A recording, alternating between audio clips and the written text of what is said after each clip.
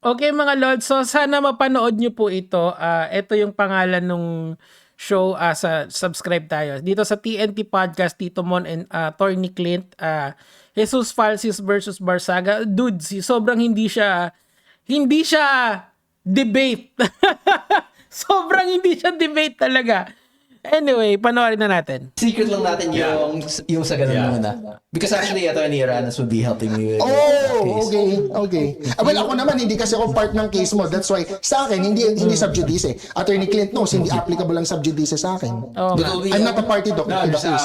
Maybe But I respect your tama. yung original na gagamitin namin is yung from the 2025 elections and the illegal lobbying that was used there. Yes, pero ako kasi ang concern ko for you, Kong Kiko, lahat ng mga Ito na. ibabato mo, ibabalik sa family mo. Exactly. Lahat ng binabato mo, babalik sa family mo. I mean, that's fine. Kung tinanong kasi na kung nagbibintang siya ng magnanakaw, ikaw din ba magnanakaw? Kasi part ka ng system eh. Ano yan eh, ito yung tinatawag kong Donald Trump effect eh. There is ewan ko kung napanood niya to, there is an SNL skit ni Dave Chappelle. Ang tawag niya kay Donald Trump is an honest liar. Kasi he's gonna tell you kung ano yung gagawin niya. We are all stealing from the country, tapos he's gonna go back in the White House and then do it, 'di ba? Parang isipin niyo na lang ito, isang best example nito.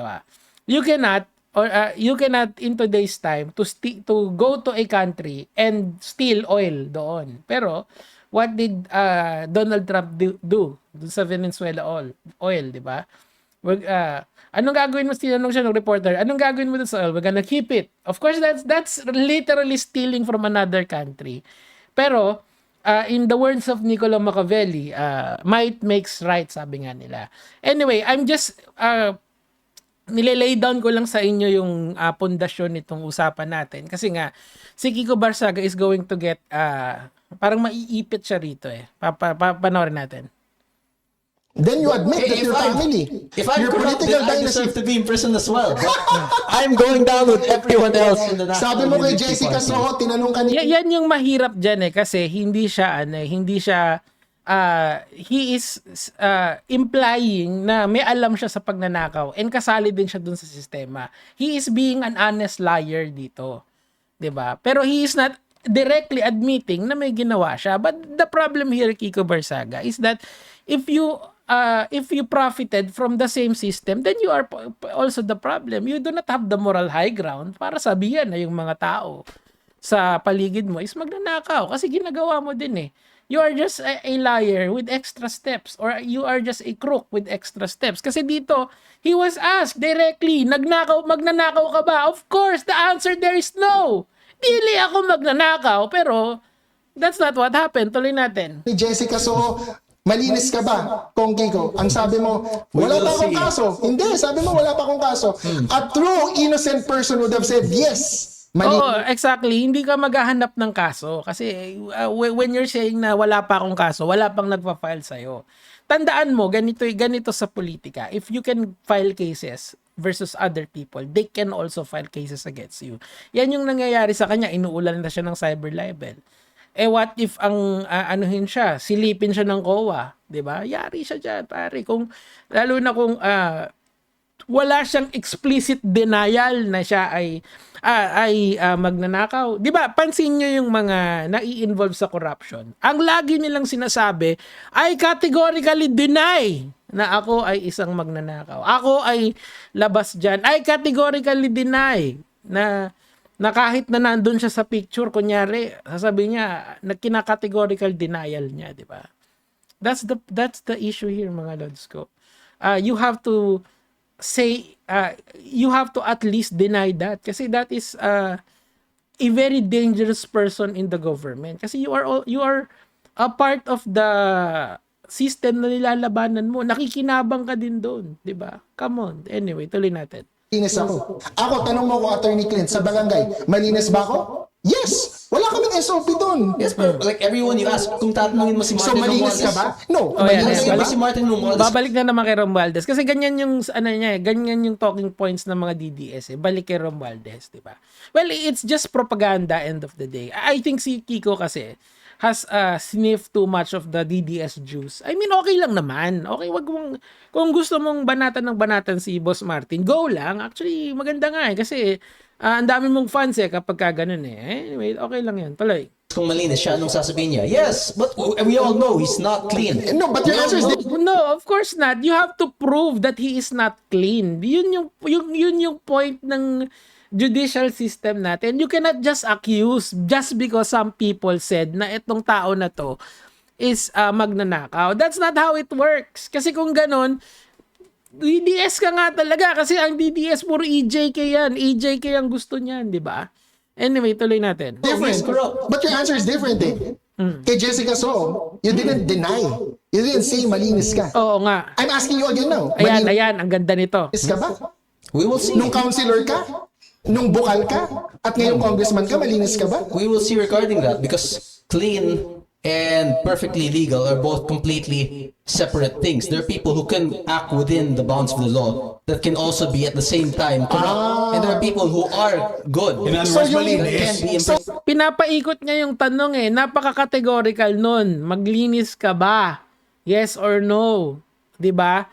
So anong ini-imply niya diyan? A normal person who understand politics normally would imply na would understand na may ginagawa siyang mali. Self-incrimination at its finest yan. Yung ganyang mga galawan. Kasi anong tinatago mo? Can you just say no para tapos na yung usapan? Kasi he's trying to be the hero while benefiting from the system. Ako marami kong kilalang ganyan yung makakapalang mukha na nag-a-admit sila ng mali nila pero nakinabang muna sila. Nakinabang muna sila bago sila mag-admit na may ginawa sila. Hindi naman nila sinusole yung mga alleged na ninakaw nila, 'di ba? So it's bullshit na magganyan ka kasi right now it seems to me na meron talagang bullshit na ginagawa tong bata na to. So ano yung nito? Yung right course of action nito is to number one, investigate him. Kasi he is not saying no directly, di ba? Anyway, tuloy natin. So you mean you accept money but legally, parang Marcoleta? I'm not saying that. No, so sabi mo hindi ka nagnakaw. Nagnakaw ka, yes or no? If we look at Magnanakaw ka, yes or no? if we look at South Africa in the apartheid regime that Nelson Mandela Bakit mo dinadala sa South Africa? 'Di ba? Dinedeflect niya kasi yung tanong. The tanong is simple. Magnanakaw ka? Yes or no? Pag nagnakaw, di yari. Kaso hindi naman ang kulit niya Ayaw niyang sabihin 'di ba? Mag-no ka, di tapos yung usapan. Pero the thing is kasi, he knows deep in his heart na may ginagawa siyang mali. Hindi niya masabing no kasi pag nag-no yan, may maglalabas ng resibo. Of course, it's not me.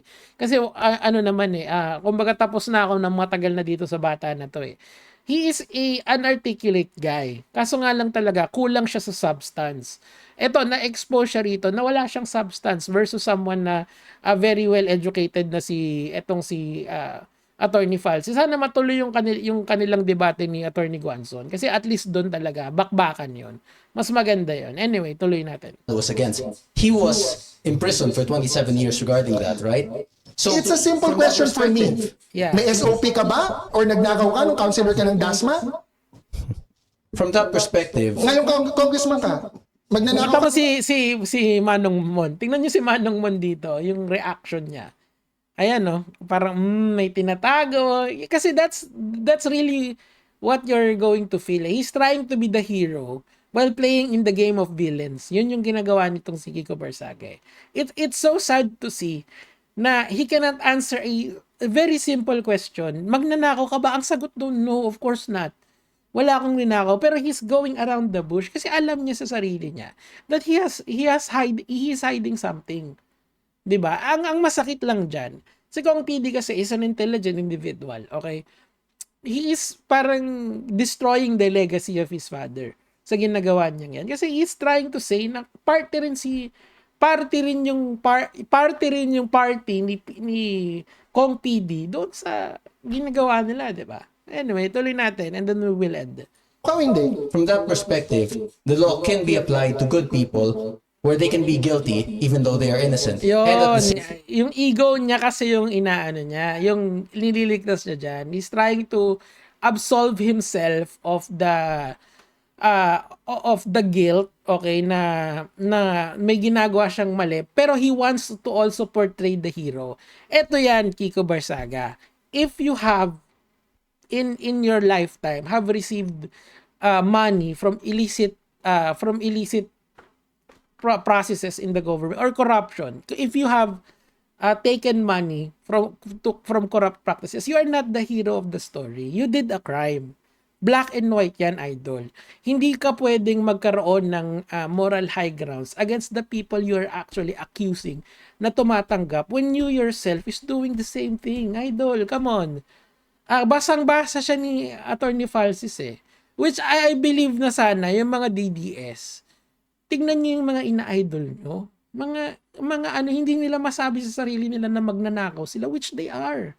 Okay, anyway, gusto nyo ba ng live stream nito? Kasi mahaba pa to eh. Pero ito lang muna yung siguro ano natin, patikim. Okay, I have to do something eh. So, Attorney Jess, shout out. And Kiko Barsaga, congratulations. Kasi even though na it's a great mismatch, lumaban pa rin. Very good. Yan lang naman po yung sa akin for today, mga lods.